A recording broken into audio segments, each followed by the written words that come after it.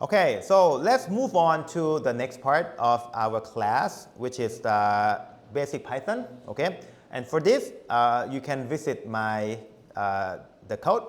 You can download the code. In here, there will be two files. There will be the zip file called exercises and solutions. You can download both.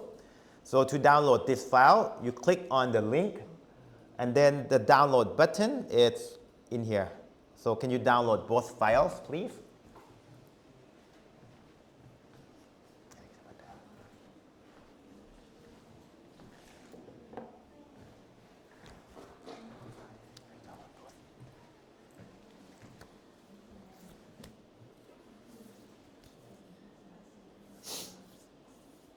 Oh, you know what? I forgot one very, very important thing for this, which is Wednesday morning for me is kind of difficult because I usually have things to do all day on Wednesday.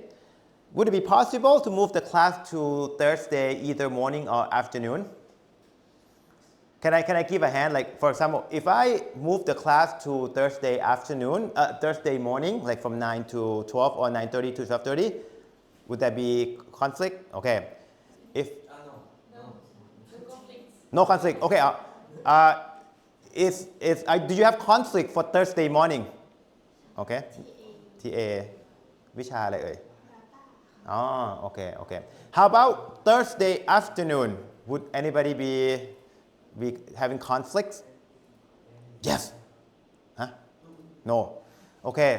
So Thursday afternoon? It is? Yay! Okay. Hold on. But I cannot start Thursday afternoon yet because I do have Thursday afternoon not available for the next week. เป็น TA ทุกอาทิตย์เลยไหมครับช่วงนี้คืออาจารย์มีเขาให้เข้าด้วยเข้าแบบหมายถึงว่าต้องเข้า3ชั่วโมงเลยไหมเข้ากี่โมงเข้า3ชั่วโมงเหมือนอาทิตย์นี้จะมีควิซนะคะก็เลยต้องเข้าแทนอาทิตย์นี้ไม่เป็นไรไม่แน่ใจว่าถ้าเปลี่ยนเป็นอาจารย์วิมลินทร์จะยังให้เข้าอยู่ไหมโอเคงั้นเดี๋ยวขอดูตารางนิดนึงเนาะพอดีอาทิตย์หน้าเนี่ยจะชาเลนจ์เพราะอาทิตย์หน้าผมสอนพุทธไม่ได้แล้วแต่ว่าโอเคงั้นขอคอนเฟิร์มกับเราทีหลังแล้วกันว่าได้ไหมในกันนะเพราะว่าคนอื่นได้หมดนะเพราะนั้นถ้าอาทิตย์หน้าเราได้ตอนเช้าเราไม่ได้ตอนเช้าตอนบ่ายเราได้ถูกปะโอเคแต่อาทิตย์หน้าผมบ่ายผมไม่ได้ดีพร้อมโอเคเดี๋ยวลองถามดูถ้าไม่ได้ก็อาจจะต้องแคนเซิลไปก่อน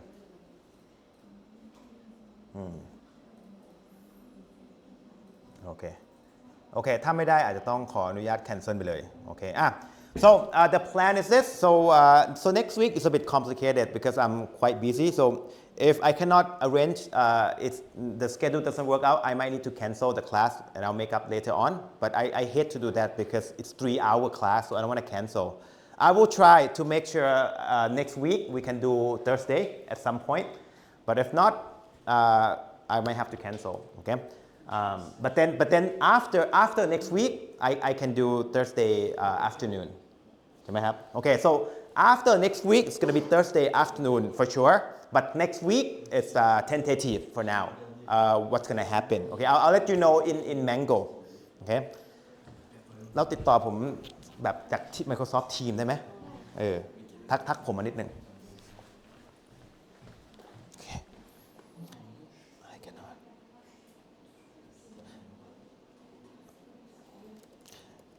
and also I forgot to talk to you about AI because AI is very good at coding Python and you can actually complete all of my assignment including my exam including the project without knowing any Python I'm pretty sure you can if I give you instruction you paste it into whatever LLM nowadays you can get A from this course without knowing any Python or machine learning in that sense, okay?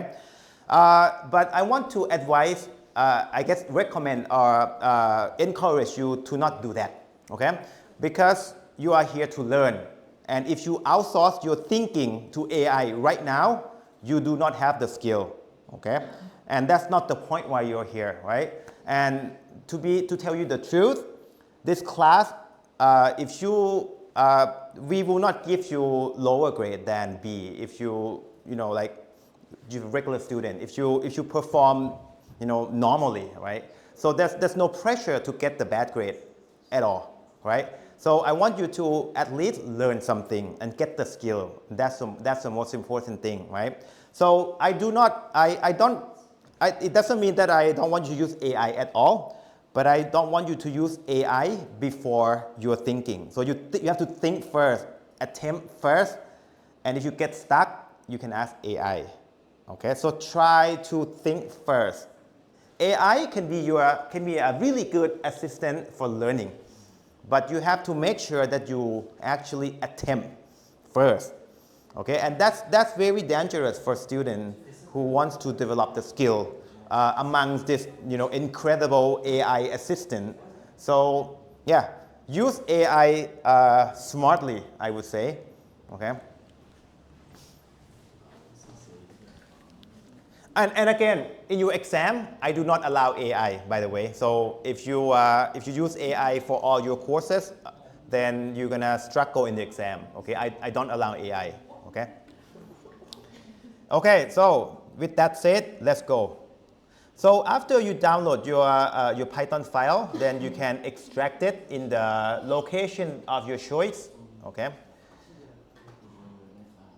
For example, you can extract it into the folder that you just created. See, I have exercise, right, and extract it in here. And now if I open my VS Code, I have all of these files available to me. So make sure that's happening for you.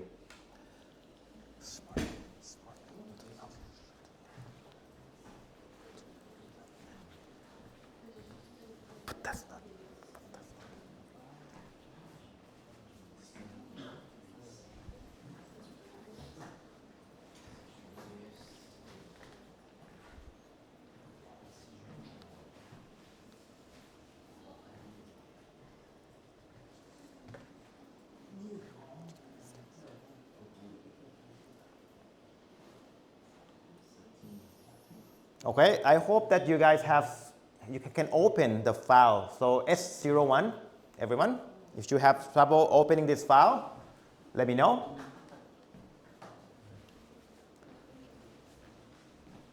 Okay, I thought I have to not forget to record this, but yeah. Okay, so hopefully you guys have this file with you, and then we're gonna start your Python journey, start from now. Exciting, right? Okay, so Python is a programming language, so it can do computation. Let's try computation real quick. So this one is not in here, so I'm gonna create a new block. And if I type 1 + 1, and I hit play, and again, if it asks you for the kernel, it's normal for the first time, the new file. I'll just select my kernel, and then I can get 2.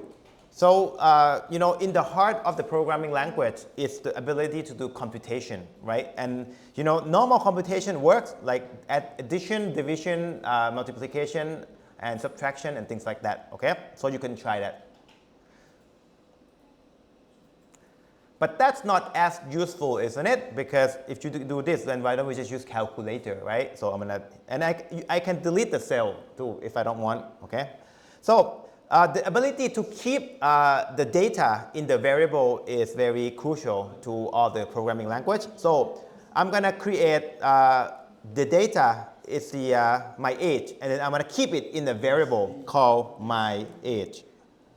Okay, equal. Okay, so this is the ability to retain the data in form of a variable, right? So maybe I'm 43 years old, quite old, and I hit run.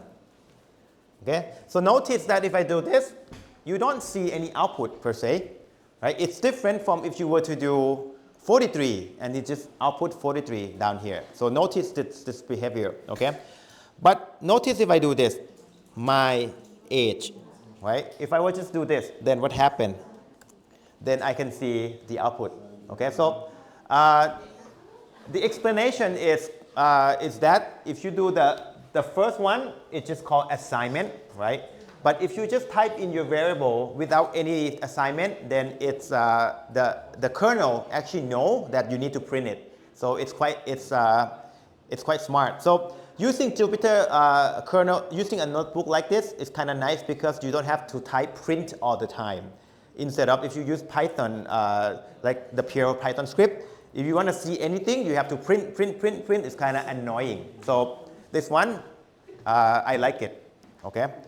But if you don't want to see the printout, then you can just, just assign it like this. So, oh, and by the way, after some time, hitting this button is going to come as quite tedious. So a better shortcut is Shift Enter to run the cell. So I don't even need to use my mouse now. I just Shift Enter to run the cell. Okay. And another nice thing about using this environment is that we can inspect what the variable is in our memory right now. So in order to do that, I'm going to go to this menu. I'm going to do terminal and new terminal. Okay. And notice that you have this Jupyter tab right here. Can you click on it? And you're going to see that this one tells you that right now in our memory, we have a variable named my age, and it has the value of 43. This is kind of nice though. When your program gets more complex and you want to inspect, like what did I do? And then sometimes, seeing the variable, super nice. Super nice.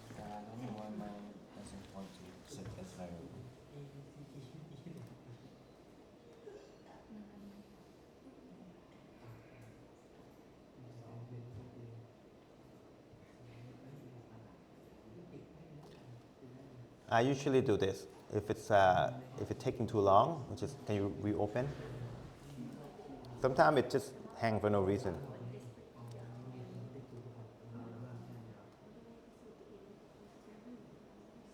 You run again. There you go. It's done. And if you want to see it, go to terminal. Sometimes it just hangs for no reason. I don't know why. But new terminal. And then Jupyter. And this is the variable that you just did. Okay?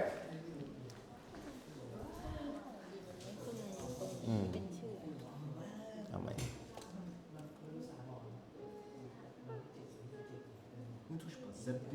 โอเคบางทีมันก็แฮงได้มันกดใหม่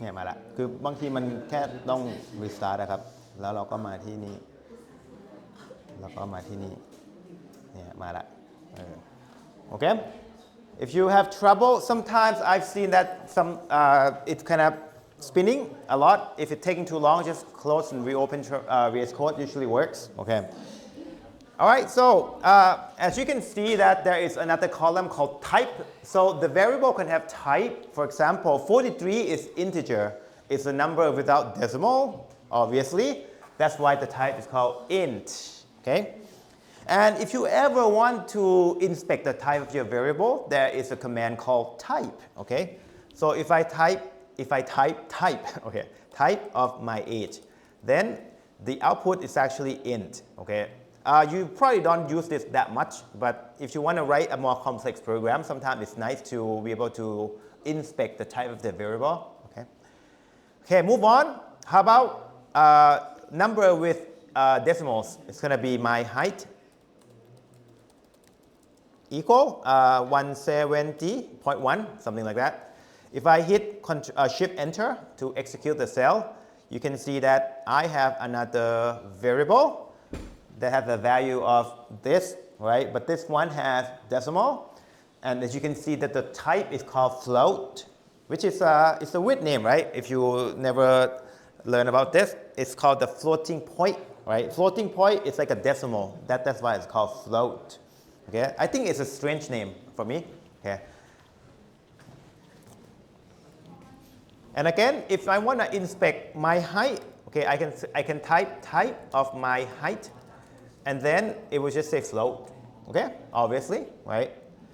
Another thing that you're probably going to use a lot is actually my name equal Niran. I mean, you don't have to type this. You can type anything you want, but you know, string or text, it's also you know, a very common type of data, right?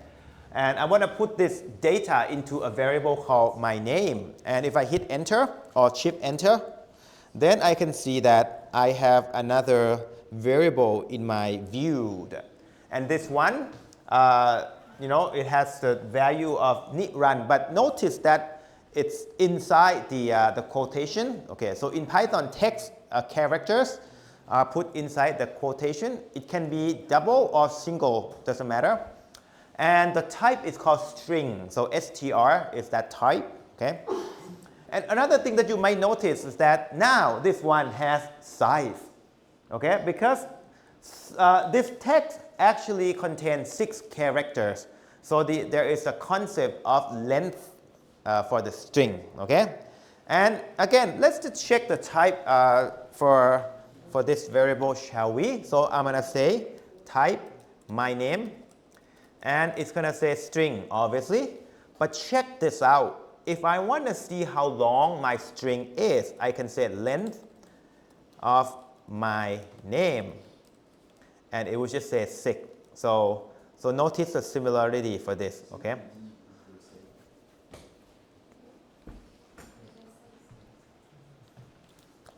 Okay, in Python, not only string have the concept of length, but also the collection, which are lists, tuple, and things like that. We'll visit that concept soon enough. And also notice that, you know, if you write things without the assignment, you know, in multiple lines, it will only display the last line. So even if I type my name, you know, if it's not on the last line, it will not do anything, right? So this one, my second line doesn't work because it's not on the last line, okay? So just keep in mind in case you are. So if I want to print all of them, now I have to resort to the print statement. For example, if I want to print everything, then I have to print. If you say print it, then it will just print it for me.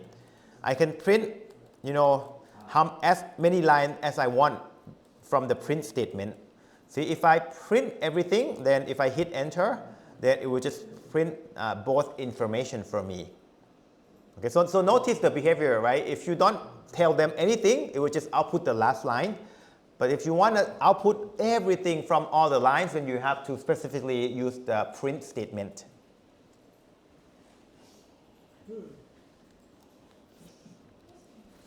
Okay? All right, so once you're done with this, you can have some practice. Okay, so this one's calculating the slope and distance of the point 2, 2 and 6, 10. Okay? So this one, maybe I'll just do this. y2, x1 equal to x, y1 equal to x2 equal 6 and y2 equal 6. Okay? 10, sorry. And maybe you can attempt to calculate this particular you know, expressions. It's just a normal calculator input, but you can attempt to do that.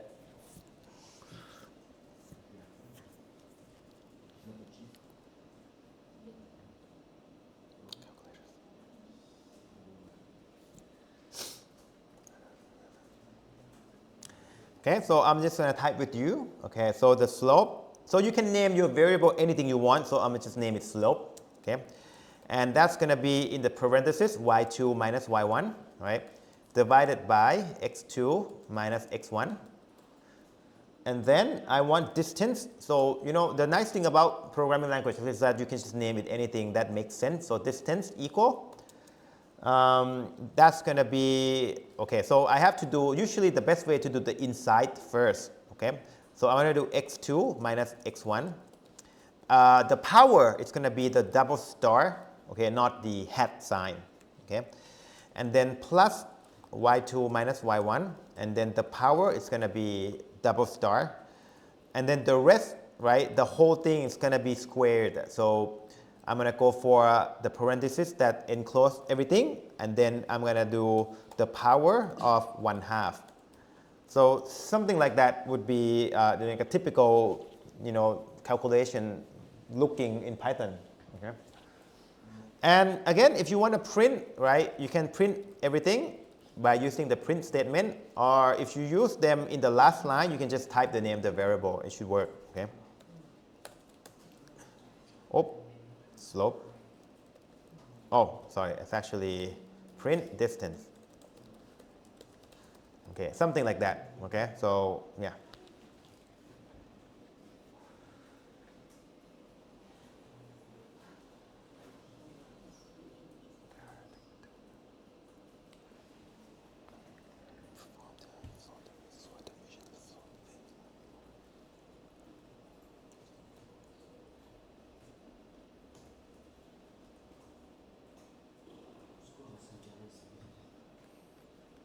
And if you want the solution to this, all the solution is written into the file from the solution zip file. Okay, so you can consult that file later on.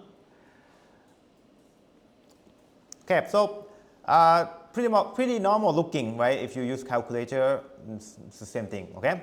Another thing that you might not know is called floor division. Okay, so the floor division is how much you can divide the second number without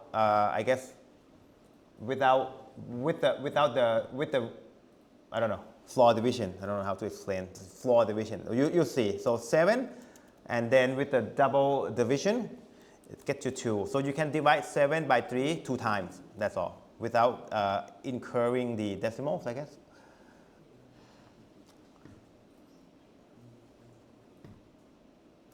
So this might come in useful when you want to group things into batches, but then you don't necessarily have the same number of items in the same groups. So you want to do floor division and then +1, then you get all the number of groups that you need, something like that. Okay.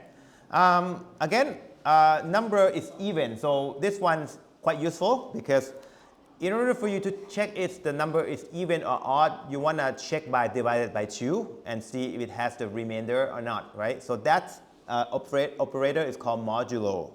For example, if I do 4 and then %2, that percent sign is the modulo operator, meaning that if you divide 4 by 2, what is the remainder?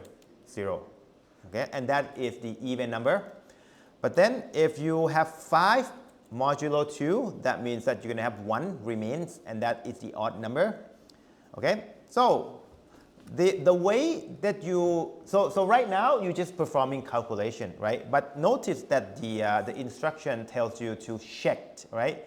When you check something, you might want to ask Python if it's true or false. Okay, that's what I mean by check. Okay, so to check if this is even or odd, then you're gonna do double sign equal. So this is not assignment, this is asking. So I'm asking if the modulo of 5 modulo 2, the answer of 5 modulo 2, if it's equal to 0 or not.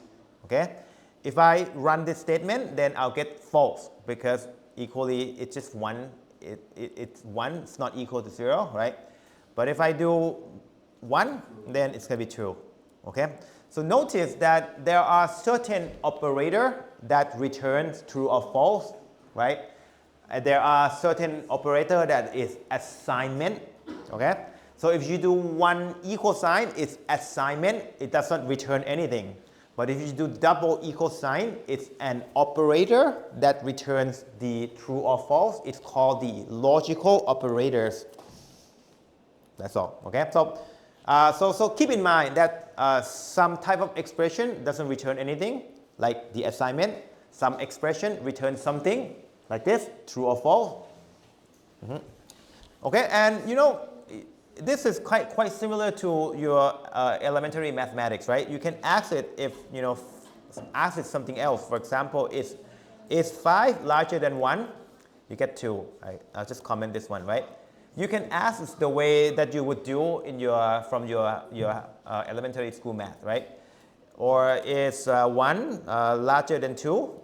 then you can do, it gives you false. So all of this, like double sign equal, larger, smaller, is called the logical operators because it's returned true or false, okay? Again, with the concept of length and also the concept of the logical operator, you can also answer this question if the length of Python and dragons equal or not. Okay, so I need the answer to be true or false, okay?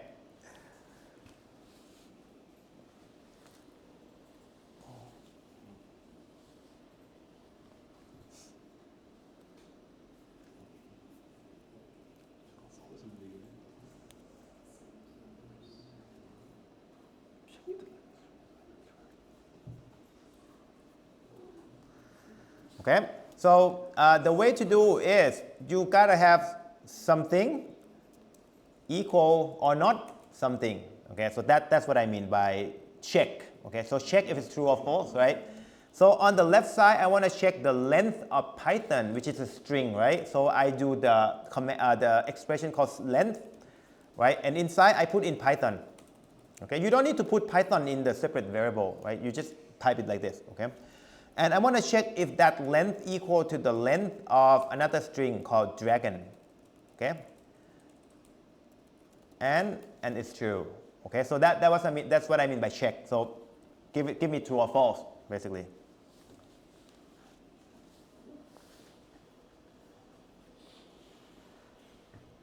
Okay, another thing that, so once you start to be able to check things, then there are certain caveats that you need to know. For example, if I have A equal 9.8, okay, and B equal 9.8, okay, the question is, if I do this, will I get true or false? You can try that yourself.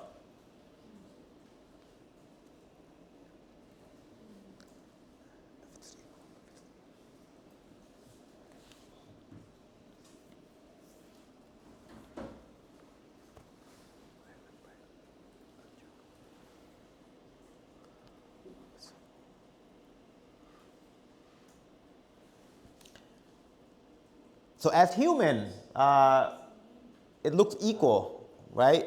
But as a computer, the answer is false, okay? And the reason that it's false is that it's not equal because it's a different data type, okay? So one is a string, the other one is the number, a float to be specific. So if you want to enforce this in a more human way, then you need to do the variable, the type transformation. You can do it in two ways. You can turn A into float, right? The first way, so I'm going to do float. So there's also a command called float, meaning change whatever inside into float if you can, okay? And if you run that, you get true, okay?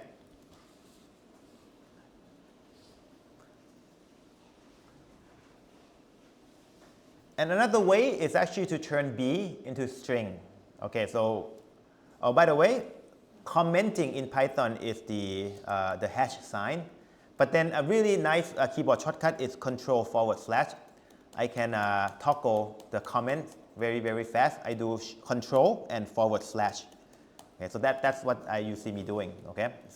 It's really fast because I can select multiple lines and then I can do this, or I can toggle multiple lines. So it's kind of convenient, okay? Again, so I can do A equal string of B. So this one is the opposite way. So I convert B into string, and it gives me true, okay? So one thing to keep in mind is that this kind of thing might look simple, but to catch something like this in a large code, sometimes it takes some experience. So that's something that you'll learn throughout if you code by yourself. You know, if you use AI, then you never learn any of this intuition or the ability to actually spot problems in the code too. So yeah, so usually the experience or skill come from trying to figure out things on your own. So that's in your, I guess in your generation, AI is taking care of that a lot. Okay. Okay. without ranting too much. Okay, so the next job is to check if the jargon is in the sentence. Okay, so this one you need a new operator that is quite useful to me, which is called the in operator. Okay, so you can say that jargon in and then sentence. Sorry. Okay, so the jargon is the data, right? And then there's also another variable operator. It's called in, and then is it in something? Okay, and if I hit enter, return, then it will say false because I just misspelled it. Okay, so G, true, something like that. So this particular this in operator is extremely useful when you work with collection later on, because when I have things in my list, I want to see if this thing in the list or not, and then I can make my logics in a certain way. And in is something I use quite often, so I want to introduce it now.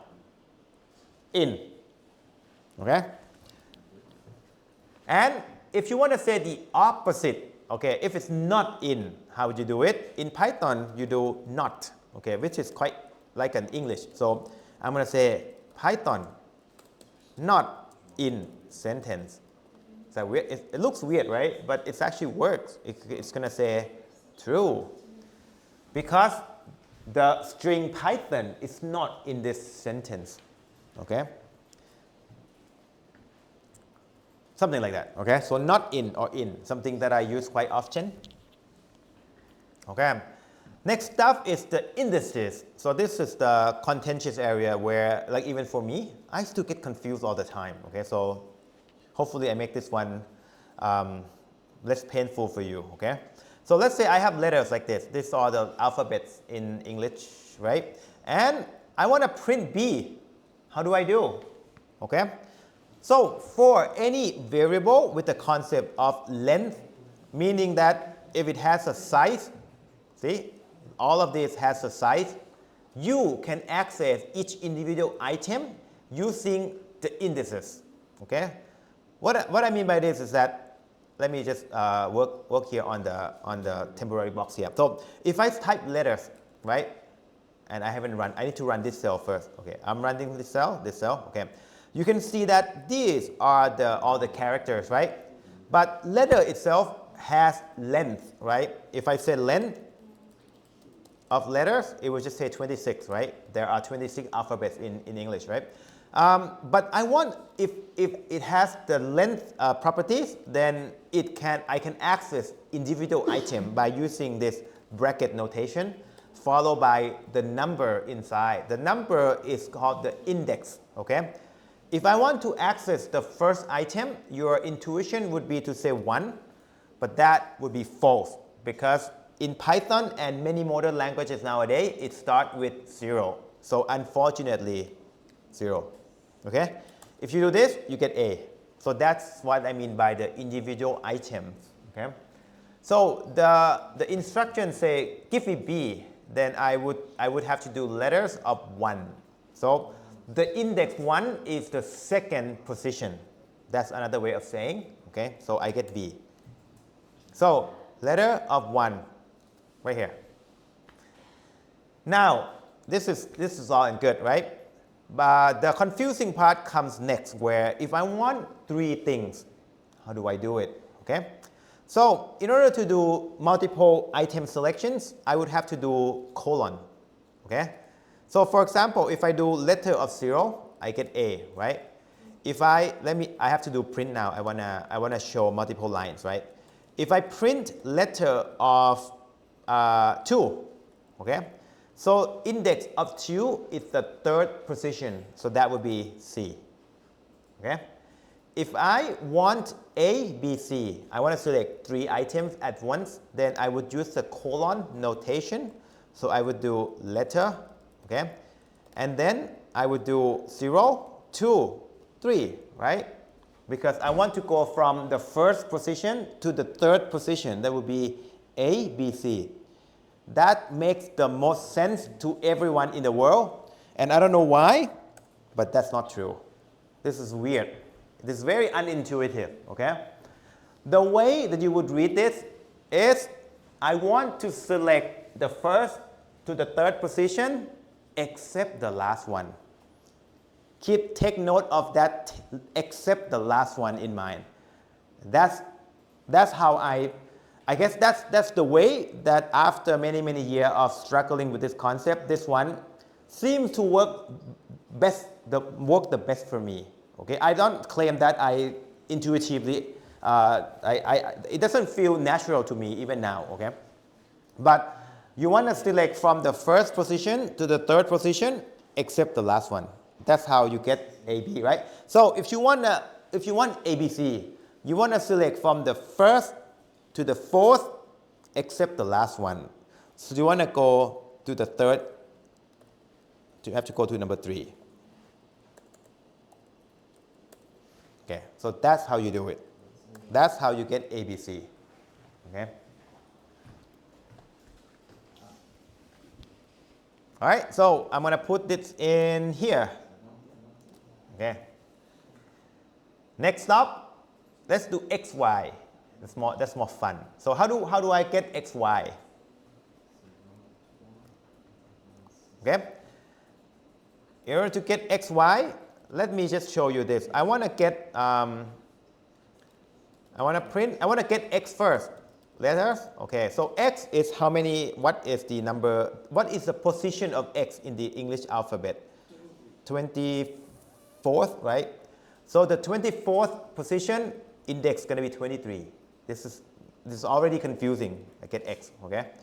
And Y would be the 25th position. The index would be 24, okay?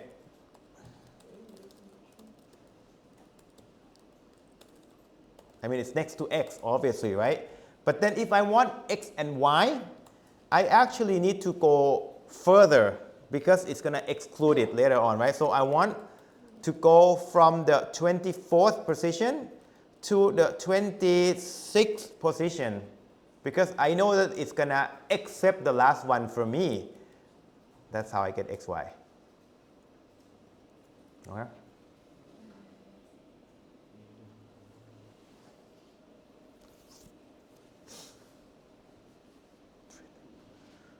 You know, before, let me tell you how I approach this concept. So before I think about this in 2 ways. So before I would do this. This is going to be index. This is going to be position, and this concept seemed to work for me initially, but it kind of breaks down after the next instruction. So I stopped telling the student about this concept. Okay. But it works in most of the situation where if you see this notation, the first one is index, the second one is position. But I do not advise this way of approaching this concept. I guess the best way for me right now is to have that except the last one clause into it. Then it works all the time. So let's check this one out. Okay, it's going to be this one. Oh, actually, but I forgot to tell you one other useful trick is that if I do this, print, okay, letter, right? How about if I say -1? What happened? This is kind of weird, right? What does -1 mean? Okay, let me show you. This is Z. Okay, so -1 means the last guy. Okay, if I print letters, okay, -2. That means second to last, okay, and so on, okay. So now if I use this concept in X and Y, actually the number looks nicer because if I want X is actually the third to last guy, right? So I'm going to do -3, and Y is the second to last, which I already typed it in. So this one actually more understandable, like easier to understand, right? To use a negative number. But check this out. If I want to use the colon with the negative number, how do I approach this concept? If I do letters, right, I want to go from the third to last guy to the second to last guy. What do you think it should do? X. No, X. Right? So this is how it does. So it's going to go from third to last to the second to last, so xy, except the last one, which is take the y out. So it's x and y, but then you have to remove the y. So that's what I mean by approaching this concept universally. Like the concept of taking out the last guy is kind of always worked for me. Now it works in all the situations, even with the negative index. Okay, so if you want x and y, you want to do from the third to last to the last, because it's going to take the last out, get the xy. Yeah? If we put as one positive and one negative, would it restart the I have no idea. I'm going to try. Okay, it cannot select it. So it cannot do like X, Y, Z, A, B, C? There's no concept of looping around, I guess. Okay, so this one, let me show you this. If I select like this, I will get nothing. For example, if I do, I can select backward, I think, if I do 3 to 1. Go, yeah, cannot. Okay, so you cannot even reverse it with this method. Although there are libraries that help you do that, because this one seems intuitive. Oh, actually, I know how to do this. It's actually 1, 2, 3, and then -1. Nope. Okay, so that's another library. So there are certain libraries that help you manage this kind of like selection better. But for the pure Python, it's quite limited. You have to do from left to right always, and yeah, something like that. Yeah, thanks. Good question. So so I guess the an easier to understand would be -3 to -1 for this x and y. Okay. All right. So but then this one is going to be a little bit weird, because then how do I get x, y, z? Right? There's no way for me to get x, y, z. If I use this approach, right? There's no way. Can I go from 0? Right? Does it work? Doesn't work. Right? So the way that this one works is that I can also eliminate the last one. And if I don't put in any indices, it would just say the last item in the list. So with this method, I can get x, y, z. Okay, so that's kind of thing you have to kind of be aware of, because of the concept of always taking out the last guy. So you do have option to omitting the right indices for the selection to go until the last item. Okay, and that's the point I want to make with the 2 instruction here. So I want to print out the letter from the beginning to the 15th letter. Okay, so the 15th letter is going to have index of 14. Okay, so I want to print O. I do 14. I get O. Okay, but I want to select from the beginning. Okay, the normal ways to do would be to go from 0 to 15. Okay, again, remember that I have to remove the last guy, so the index has to go a little bit further. So this one I get to O, right? But then if I'm selecting from the beginning, then I can just omit the one right here. So I can just do the same thing with this. That's the shorter hand, and you will see this notation all the time in normal Python code. Okay, so this one 0 to 15 or just to 15. Okay, and the last one is I want to print E to the end. So the 5th letter, okay, is going to have index of 4. So I got E, right? Again, this is the thing that I just mentioned, right? If you want to print things to the end, there's no way to do it unless you have to just omit the index itself. Okay, if you try to do 26, I don't think it works. Actually, it works. Sorry, my bad. It works. Okay, but nobody do that. Everyone do this all the time because it's easier to understand, right? So let's just do that. Okay. Okay, so in the end, so take a note of this notation where sometimes people omit this thing all the time just to make the code more readable. Okay.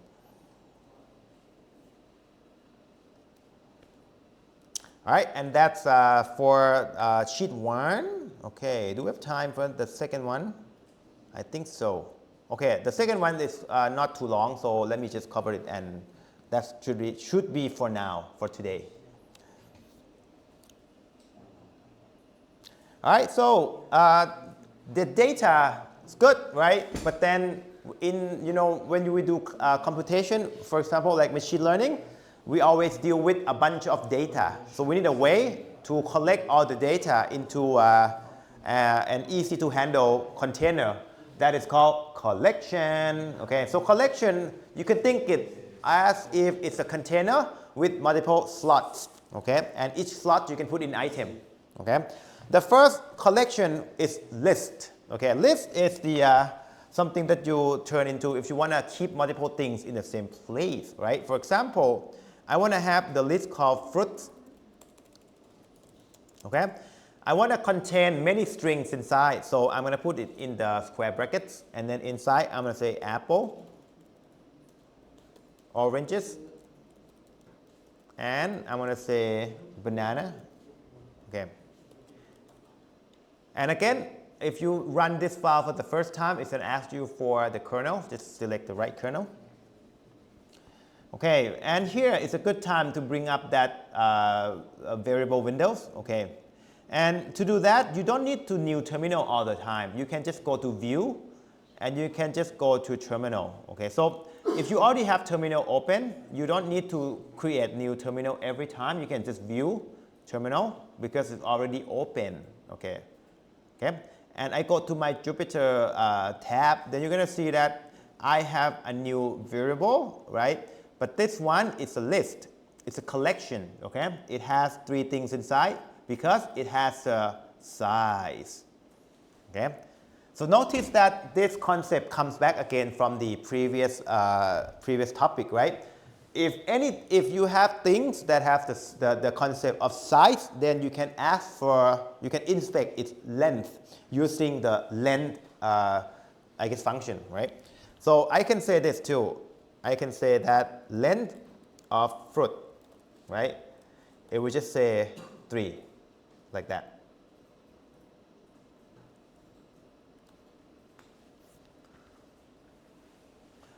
Okay? And again, as we just discussed with string, like A to Z, right? If you have the things that have concept of length, you can access the item using the index notation. So if you want the second fruit in the list, then you can do fruits, and then you can do the square brackets, and then you do the second position, which is going to be index of 1, like that.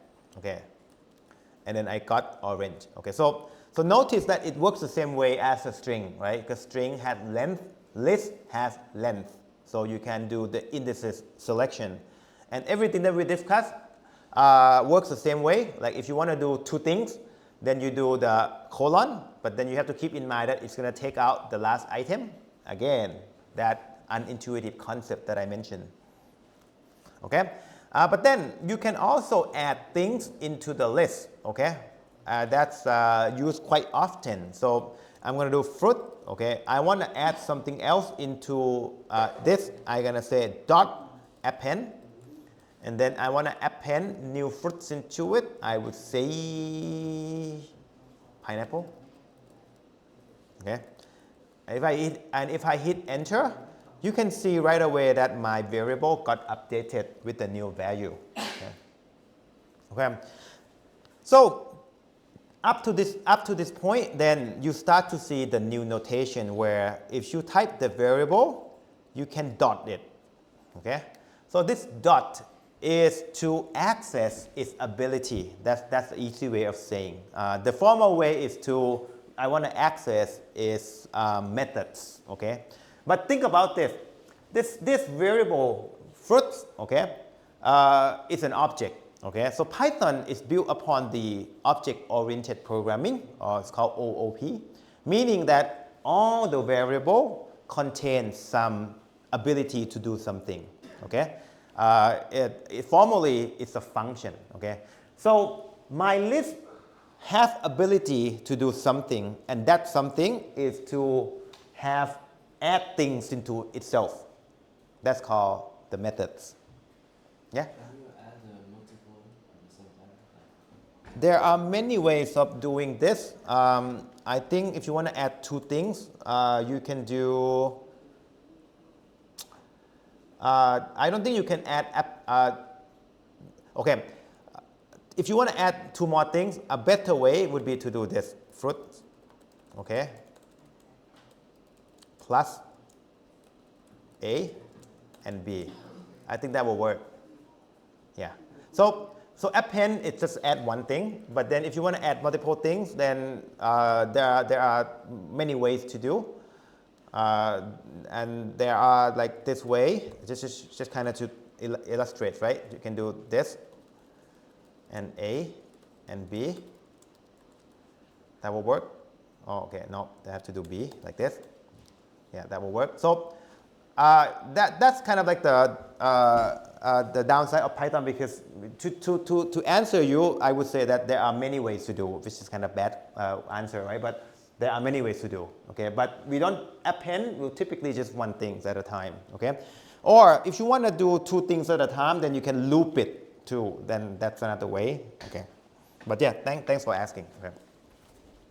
All right, so up to this point, I want to show you that variable has ability to do something. So let's just explore this a little bit more. Okay, so if I say fruit, right, and I dot it, you can see that I get a list of things or ability that my fruit can do or my list can do. You know, I can copy, count, extend, and all of things like that. Okay, so I want to show you that even just the number, you do have ability to do something like this. Okay, it's called the method in the object. Okay, we're not going to be concerned with this one until maybe next or the third class. So don't worry about it if you still get confused. But this one comes up all the time. Okay, all right. Next up. We're going to do dictionary, okay? So dictionary is another collection where instead of just storing things as a single item, you do a pair of value. It's called key and value, okay? So let me show you this. I want to create a dictionary, okay, called person. Okay, so the dictionary will use the curly braces notation. And in here, you are welcome to put in, items, right? But each item in the dictionary is going to come with two things. It's going to be key and value. For example, I can do name in string, and the value is called Alice. Okay, so this is one item. Okay, and I want to set comma, so another item has to come with key and value. So come to age of 30. And the next item, I'm going to do city of New York. Okay, so notice that my dictionary has three things in it. So if I hit enter, like this, and I inspect my variable, you're going to see that my person is a dick. Okay, this is bad, right? But it has the size of 3, right? And you can see that each item contains two things, okay? Like a dictionary, like when you open dictionary, which you never does nowadays, right? You look up some key and you get the explanation as a value.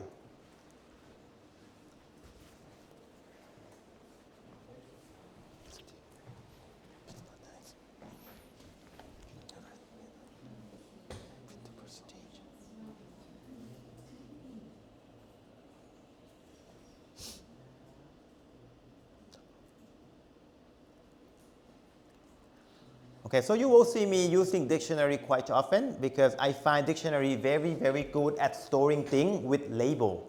Okay, a very common example in machine learning is that you need to store parameter of your model, and to store things in pair is kind of nice because I can say my learning rate is 0.1, my max depth is 3, right? Instead of just storing the value without knowing what it is.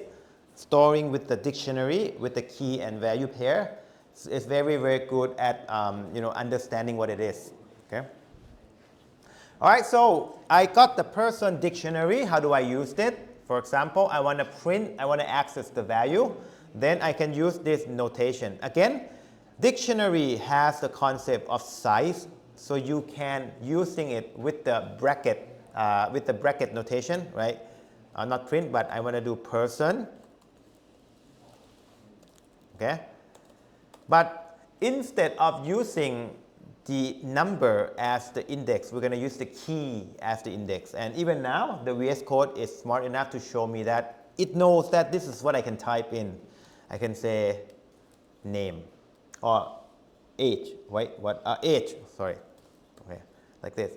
So think about this as, you know, what you would do with the normal list and string, like you put in the number as the index, right? But now you put the key as the index. And you know, this one is particularly nice because when I read the code, I know what I want. Like I know what this line is doing. So I want to get the person's age, not just person of 1. Like I don't know what that is, right? So it's more readable in a way, okay? I think that you can put number in. Let me check. Or not, I'm not sure. I want to see. So number in, what happened? Okay, key error. Okay, so dictionary doesn't allow the numerics index. So yeah, that makes sense. Okay. All right, so how do I add new things in it? Of course you can, right? So I'm going to say that my person, but then I'm going to do another key, which is profession equal engineer. Okay. And if I do that, then I can say, I can come back into my variable and I can have engineer in here. Oh, sorry, not like this. Okay, I cannot see, so I'm going to print it. Okay, I got engineer in here. Okay. And again, if you ask me how do I add multiple things in here, there are many ways to do. Okay, there are many ways to do.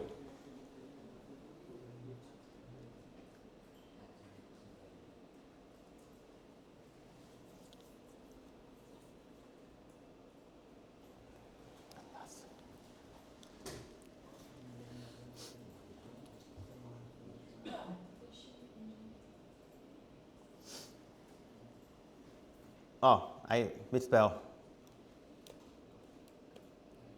Okay. And if I misspell, then actually my dictionary should have more. Oh, actually no, because I recreate it all the time. Okay, so it doesn't get adding in. Okay, so you picked up the concept of how to manipulate the list and collection later on once we start, going to a more complex code. But I just want to throw out some of the concept for now. Okay. The last thing that we're gonna use is tuple. Okay, so tuple is another type of collection that you will be encountering, but you will probably not use it. Like you do not create tuple that much, but this is something that you will encounter from using the library. That's why I introduce it right now. So I'm going to use book tuple. That's going to be inside the parenthesis. And this one is going to be A and book B and book C. Okay? Like that. Okay?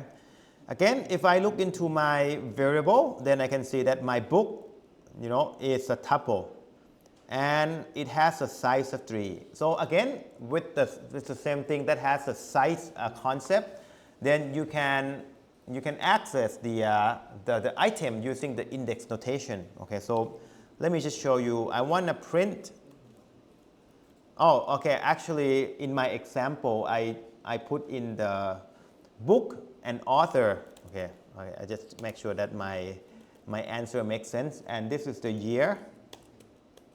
This is a year. So sorry, I have to like 19, 20, 50 or something. Okay, because then the second instruction doesn't make sense. So if I want to print the second item, then certainly I can access this using the index notation. So book of 1. So book with the index 1, I'm going to access the second item. So that's going to be the author name. Okay. So I got it, right? But then you might be thinking that this one, like, it's the same as the list, right? Why is this different? So the difference between tuple and the list is the immutability, meaning that if I try to add a new one into here, it does not work. Okay, so I'm going to say book dot append. Okay, like the list, right? I want to append ABC, and this one will get error. Okay, and right away you can see that this one append is not really the method for this thing, because if I were to say fruit and I dot fruit dot append, you can see the color difference, right? The color of fruit meaning that this one is valid, but this one is not valid. That's kind of telltale sign right away. But if you want to try to do it, then you get error, saying that there's no attribute, there's no way you can do this, right? Even if I do this, I think it will give me error too. If I want to reassign things like book of 1 equal something else, right? I want to change things. I think it will just give me error too. Yeah, so you cannot. So the bottom line for this tuple is that it's the list that is immutable, meaning you cannot change it. Okay, if you want to change it, you have to recreate the whole thing, but you cannot mutate what is already there. Okay, and again, this is the concept where you don't really need this one by yourself. Like we don't really create tuple on our own, but it's the things that you will get back when you use the library. So some library will return a tuple. That's why I introduced it in here, so that you at least you get some familiarity with it. Okay. Okay, so I think that's about it. Okay, so hold on for the next week. So I'll let you know what's going to happen. So hopefully I can do it on Thursday. If not, I probably have to cancel. But then after that, it will be the Thursday afternoon. Okay, so thanks a lot, guys, for making my schedule works better. Okay, all right, see you. Thank you.